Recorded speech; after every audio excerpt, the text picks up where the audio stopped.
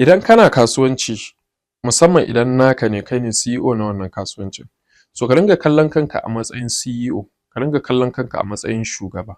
To by lokacin da ka fara portraying kanka a matsayin shugaba, jagora na wannan kasuwancin, a lokacin za ka ji cewa to bari in kira wane ya zo mu yi kasuwancin nan tare da shi, bari in kira wane ya zo ya zama min secretary, bari in kira wane ya zo ya zama min salesman, ina yawan samun DM, to bari in kira wane ya zo ya dinga min monitoring WhatsApp ɗina.